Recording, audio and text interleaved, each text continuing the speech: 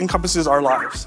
Shooting, recipe development, behind the scenes. It makes you hungry. It makes you want to buy something. It makes you crave something. It's no longer about that overly stylized food hero shot. It really makes the food more approachable. From a millennial standpoint, that's what's super trendy. A hand in frame, having the chefs with ink. It's about the chef serving it for you. If I were to shoot this from the side, you wouldn't see any of those elements. There's always a story to be told. But in this case, it is just the food.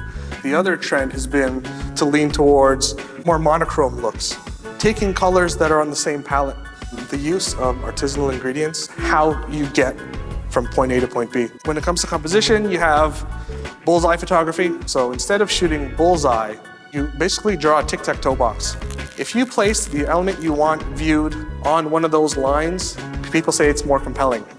From an advertising standpoint, negative space allows for copy and for recipes and that type of thing. Props play another crucial role in telling a story. A diffuse light from clouds or from a curtain, that seems to work much better than shooting in direct sunlight. You can always use someone else's light on the side. Well, yeah, once you use your flash, it just flattens everything out. So I'm using one light source. We'll use one reflector right here. And this reflector could be foam core, could be a napkin, whatever, a mirror or foil. This reflector allows you to sort of fill in those shadows. You can still see all these textures within that chicken, and that's something that you would never get if you had shot that with light from in front. I use Adobe Lightroom and Photoshop, but when it comes to iPhone photography, you can actually use the native camera app by upping contrast, color balance. This is what I was seeing in my head. Prices for robots have come down more and more. The food business now is affordable. In San Francisco, a one-bedroom apartment is now $3,500. And the same is true for many other big cities as well. If the labor costs are going to go up so much in a business with very little margin, something has to give.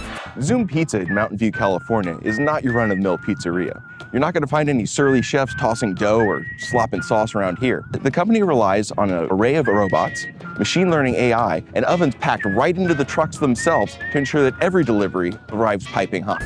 Challenges with this are the robots are gigantic in size. Each of those robots costs more than $100,000. The other robot which is starting to get introduced, it's called Cafe X. They do coffee with robots. We've got a Sally machine in the Loop convenience store in Mountain View. We sell an entree salad for $3.49 over there. It's the lowest price entree salad in Silicon Valley, and still they get 42% margins.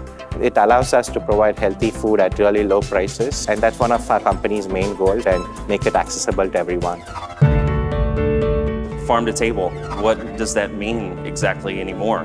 We have our farming operation that's at the heart of what we do. We start out with a planting plan and map it out in linear feet, put in vegetables that are high value. We're planting over 15 acres of vegetables, orchards, and we have to figure out how to grow them in succession so we don't end up with everything at the same time. This is a ham that we made. It raised our check average by at least $3 to $4 during lunch service. So people walk in the restaurant, they see this ham, it doesn't take any room up in their belly. It's $12 an ounce. We just blow through it.